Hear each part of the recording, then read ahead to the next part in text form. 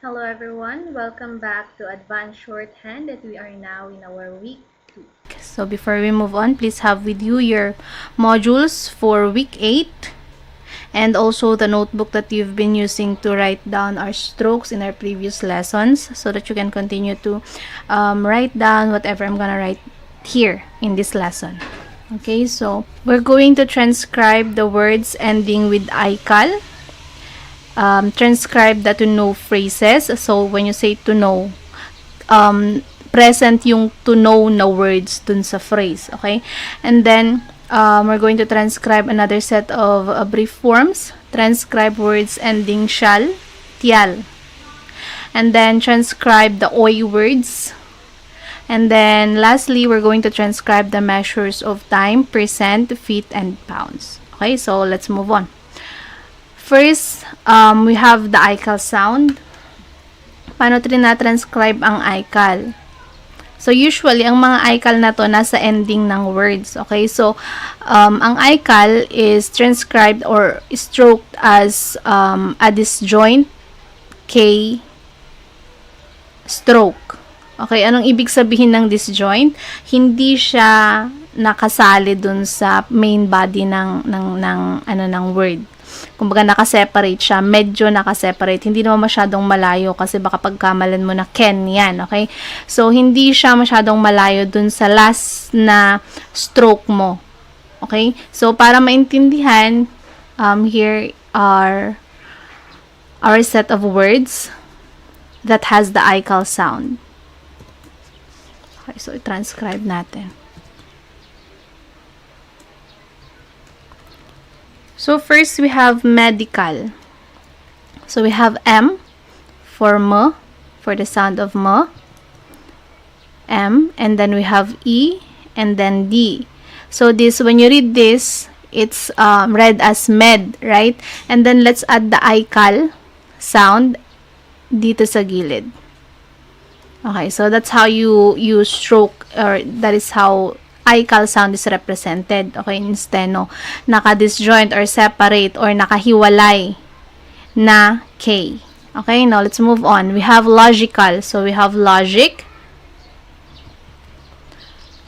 law,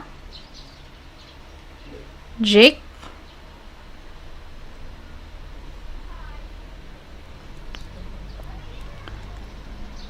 logic, and then call. Ulitin natin. Logical. So, log-ical. Lodge, L-O-J, and then ical. So, that's how you stroke logical. Next, we have logically. So, logically.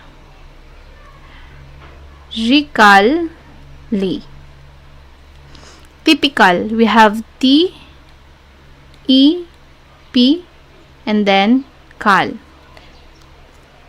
Typically. And then typical, we have T, E, P, and then yung inyong cal. Next, article. So, we have art, and then cal. Ulitin natin. We have art, A-R-T, and then yung ical natin. So, that's article. Next, articles. A-R-T, ical, S. Ical, then S. So, that's how you stroke articles. Ulitin natin. Okay, paalala lang ha, huwag masyadong malayo dun sa body ng inyong strokes or body ng inyong word. So, we have A-R-T, and then cul, and then S. Next, physical. So, though physical starts with letter P, ang pronunciation ninyo ng PH is F. Therefore, ang i-stroke ninyo or ang gagamitin ninyong stroke ay yung stroke for F. Okay, so we have physical. We have phys, F-E-S, and then yung ical ninyo. Next, political.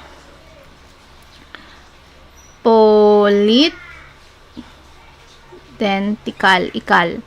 Next, radical. So we have rad, ikal.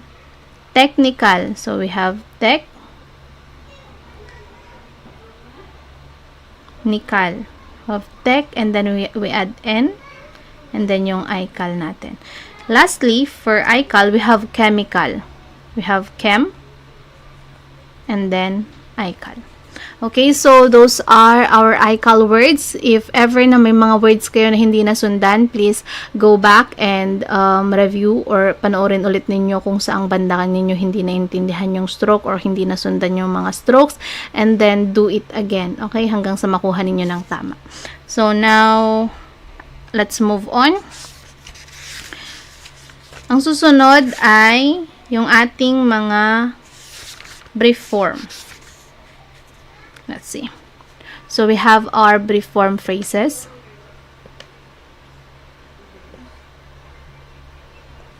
But before we go there, meron pa pala tayong to know.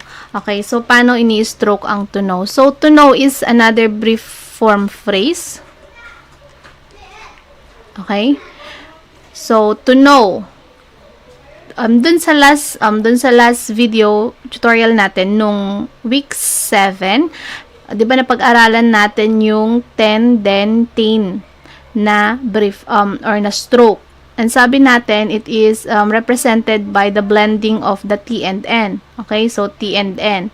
Ngayon itong special brief form phrase na to know is ayun, yung combination or yung blending ng ating T and N and then yung ating letter O. Okay? So, it's written as to know. Okay? So, yun lang naman. So, this is how you write to know. This one. To know. Anyway, nandyan naman sa inyong module yan. Pinakita ko lang kung paano siya ginawa. And in-explain ko din kung saan siya nanggaling. Okay, so yung to know natin came from our stroke for the 10 then 10 sounds. Okay, so now let's move on to our brief forms. Okay, so ano yung mga brief forms natin? We have here. So, miss. We have miss. So, as is yung miss. Kapag ka transcribe mo yan sa shorthand, MS lang din. MS. Ulitin natin. We have MS. Next, business. So, yung business is represented by B and S. Parang bis, ganun lang. So, business. Kaya nga tinawag na brief form, di ba? Shortened strokes. Now, out. Yung out is represented by our ow stroke. Ulitin natin. Ow stroke. Next, than. Yung ating than is represented by TH and N. Ulitin natin. TH and yung ating than. Next, we have over. Okay, so yung over is represented by an upward hook na isinusulat sa taas. Ganyan. Okay, yung nakita ninyo, nasa taas siya. Kaya siya tinawag na over kasi nasa taas.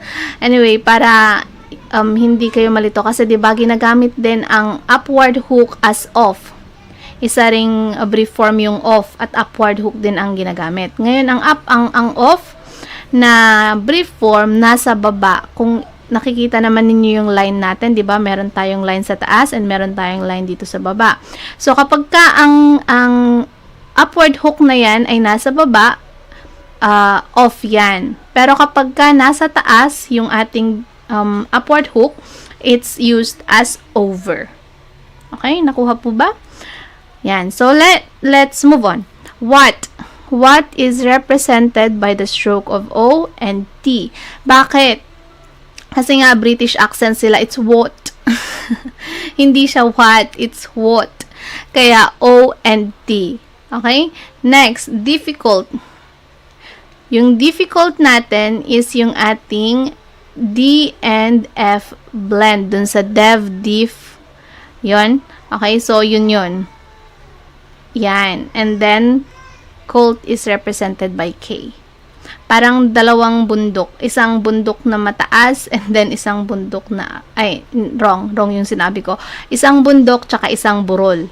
Okay, so ayan, yung bundok natin is yung def, and then yung ating burol is yung K for colt. So yan yung stroke ng difficult. Okay, so of course, after every brief form, we have brief form derivatives. So, ano yung mga derivatives? These are the words that came from or derived from our brief forms.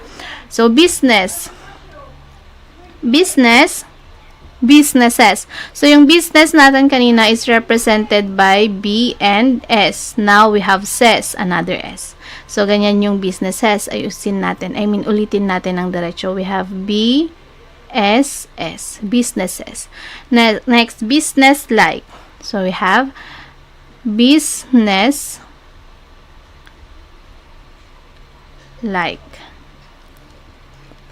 Ulitin ko. Business-like. Ang pangit pa rin. Ulitin natin. Business-like. Okay, so we have B-S-L-I-K. Pangit pa rin. Ulitin natin. Isa pa. B-S-L-I-K.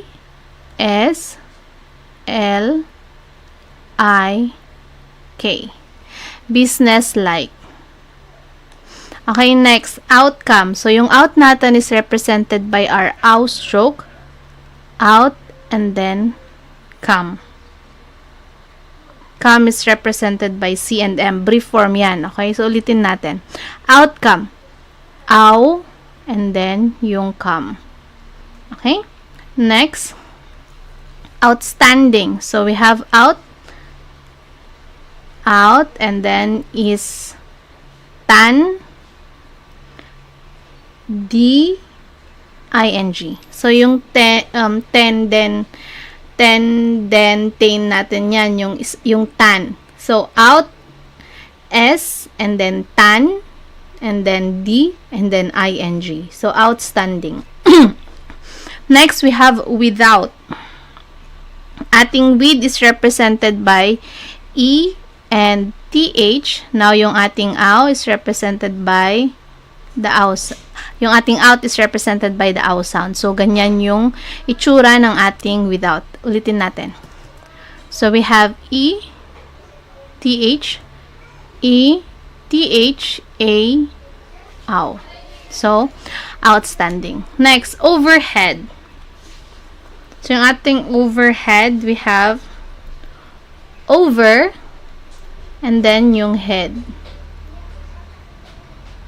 Okay? That's how you write overhead. Now, next, overlook. We have over, and then look. Ulitin natin.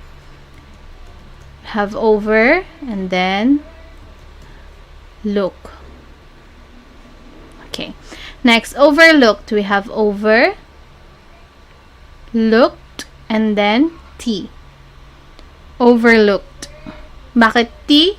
When you say overlooked, hindi mo naman overlooked. It's not. It's T. It's the sound of T that comes out from your mouth when you're you're pronouncing overlook. So now we have the next one is whatever. So na pakita ko kanina kung paano i-stroke yung what. It's O and T, and now ever is E V. So that's how you stroke whatever.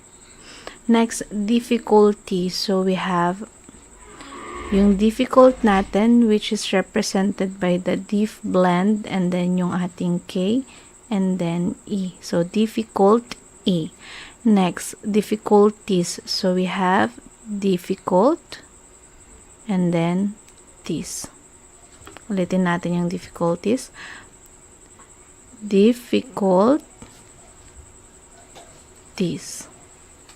Okay, so those are our brief form derivatives.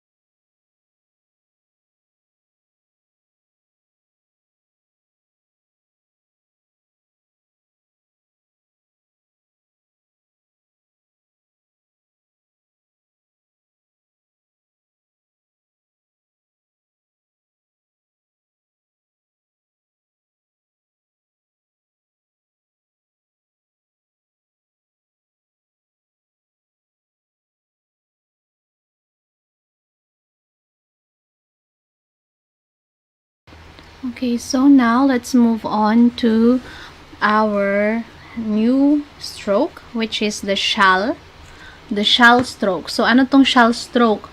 The shall stroke is represented by, bakit ayaw nung aking ballpen? The shall stroke is represented by our SH stroke. Okay? So, ayan. Our SH stroke is a downward slanting line.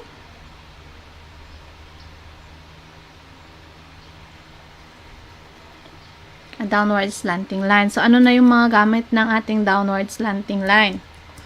So, we have SH, Shon. Kung maalala ninyo yung ating Shon, ganun din. And then, our shall is parehas. So, tatlo sila, parehas, pare-parehas. Okay, so, katulad ng sabi ko, hindi siya mahirap i-identify kasi 'di ba? Familiar naman tayo sa mga words eh. For example, partian, alang namang sabihin mong partian 'yon or parsh, 'di ba? Wala namang ganong word. Okay, so hindi ka mahihirapan na mag-identify kung yung word ba na 'yon is ish yung gagamitin or yung sound of shon ba or yung sound of shall. Okay? So now let's move on to our group of words. For shall, we have this set or a group of words. Copy natin dito. Okay, so first we have special. Special. So, si special is pe and shall. So, we have s, and then pe, and then shall. Special. Now, next we have specially. So, we have spes, spe, shall, li. Okay? Next, we have initial. So, we have e, ni, shall. Initial. Next, initialed. E, ni, shalled. Next, we have partial. So, we have par and shall. Partially. We have par, shall, li. Next, financial. Financial. So, we have fi. Sorry. Ulitin natin. Hindi naman parang, oops. Sobrahan natin yung pag-ulit. Ulitin natin yung partially. So, partially. Next, financial. So, we have F, fi, nan, shall. Financially, we have fi, nan, shall, li. Financially. Next, we have official. So, we have of, fi, shall. Next, officially, we have of, fi, shall, li. Next, we have social. So, we have so, shall. Essential. Shall. Okay, so those are our shall words. Okay, kung may mga iba pa kayong alam na shall words and gusto nyong itry, inuulit ko, you can try it out. Write, of course, yung word and then you write the stroke and then picture ninyo sa akin kung gusto ninyong ipa-check kung tama ba o hindi and then send it to me via messenger. Okay, so now let's move on to another stroke that is included in our lesson. It's the toy sound. I mean, oi, I'm sorry. It's oi sound. Okay, so when you say oi, yung nandun sa boy, toy, oil, soil, yung mga yon, okay? So, how do you stroke the oi sound? Yung ating oi sound. So, ang ating oi is a combination of the o and e stroke. So, this is how you stroke oi. Okay, ulitin natin. The upward hook and then an e. Ulitin natin, an upward hook and then our small circle, which is representing the E sound dun sa oi. Okay? Now, let's move on to our words. Try naman nating mag-transcribe ng ating mga words. Okay. Ayaw eh. Ano ba yan? Naghang na naman yung ating laptop. Yung ating laptop naghang. Ayaw talaga. Pahintay na lang po saglit. Okay. So, here it is. Wala na. That's the last. This is going to be the last stroke for this lesson. Okay, so we have toy. Toy, we have T and the OI sound. So, we have T and the OI sound. There, that's how you do toy. Next, joy. So, we have the J and the OI sound. Ulitin natin. We have the J and the OI sound. Okay? Next, join. So, we have joy and then we add N. Join. Next, boy. We have B. Ulitin natin. We have B. Boy. Okay? So, nakita ninyo yung difference ng ating B sa J. Yung B dapat halatang curve yung line. Okay? Okay, yung J naman straight. Next, we have oil. So, you have U, E, and L. Oil. Next, we have soil. So, we have S, O, E, L. Soil. Ulitin natin. We have S, O, E, L. Soil. Next, royal. So, we have Roy, Yol. Okay, we have R, O, E, L. Royal. Next, noise. So, we have N, and then the OI sound, and then S. Ulitin natin.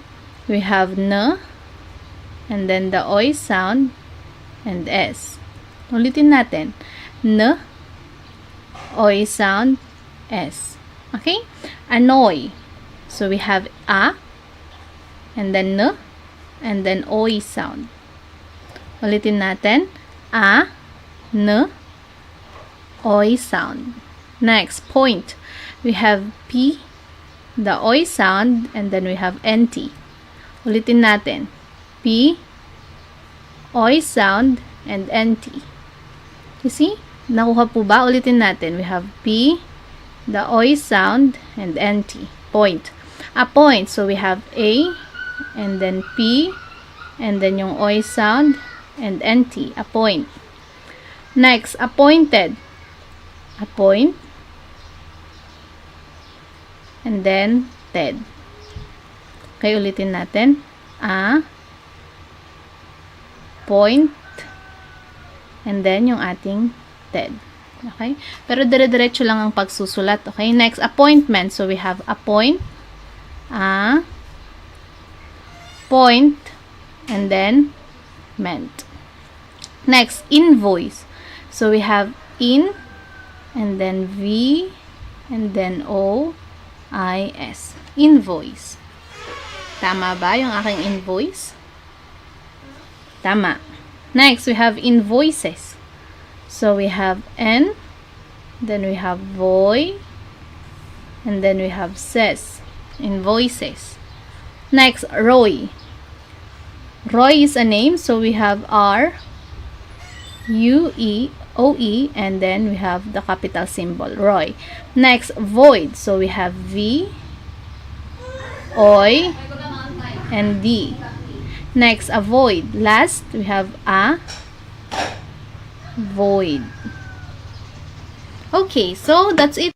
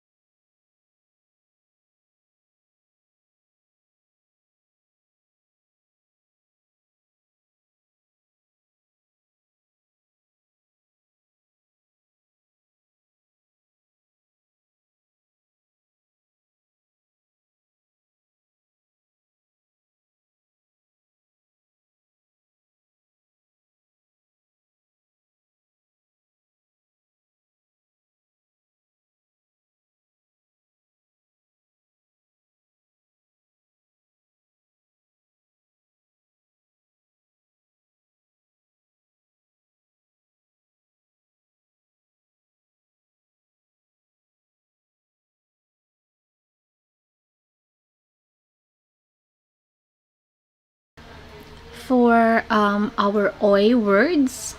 Okay, so now, kahit na nakita ninyo kanina dun sa ating word na wala na tayong i-transcribe, pero dyan kasi sa lesson ninyo, kung titignan ninyo, meron tayong, ayan, the measurement for time, and also yung mga measurements, ayan, na feet, percent, pounds, okay? So, yan lang naman yung tinuro dito sa book. Okay, sasabi dyan, time, hours and minutes are expressed in normal size figures. Shorthand symbols are used for AM, PM, and o'clock. Okay, so for number 1, the shorthand outline of AM is A with an intersected N. Okay, so para siyang circle na hinaf mo sa gitna. Okay, kita naman dyan, right? The shorthand outline of PM is P with an intersected M. Okay, so yung P natin, which is an open parenthesis na medyo maliit, okay, meron siyang, kumbaga hinati mo siya, meron siyang line sa gitna, slipping line sa gitna. So, yun yung symbol natin for PM. And then, the O is used for o'clock and is placed above the number. So, parang meron siyang degree sa taas, right, kapag ka-o'clock. Okay, so here is our examples. Ayan, nakikita naman, di ba? 11:30 a.m., nandyan. 5 p.m., and then we have the 5 o'clock. Okay? Now, next, we move on to feet. So, ano yung shorthand ng feet na measurement? It's our letter F. Yung F symbol natin. Yung close parenthesis na maliit. Okay? Yun yung ating feet. Ayan. And then, percent is a comma. Yung S, yung sa right S. Okay, linawin ko ha. Ulitin ko lang. The right S is what represents our percent.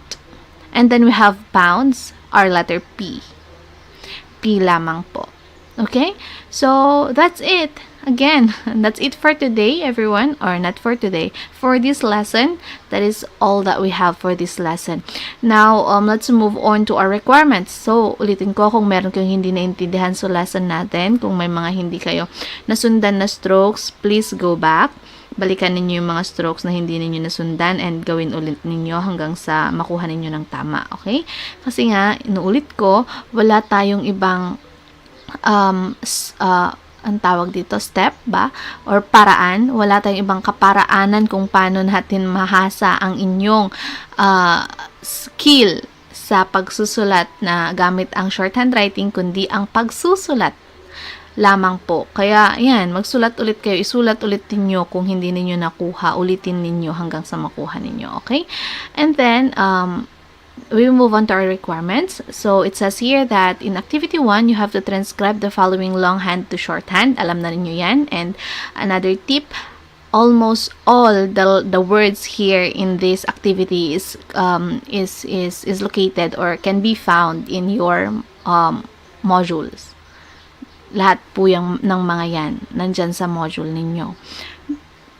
Meron man sigurong konting pero hindi naman masyadong mahirap na gawin. Kapag may hindi talaga kayong ma-transcribe, feel free to message me. Tanungin na lang ninyo ako sa messenger, okay? Okay, so that's it for week 2. Inuulit ko po, if you have any question, any clarification, or you need guidance and help in transcribing words using shorthand, please feel free to message me via messenger. And also, kung nasagot na ninyo yung mga activities ninyo, submit na lang ninyo sa messenger yung picture kung hindi man kayo makakapunta sa school. Okay, so good day and God bless. See you in our next video.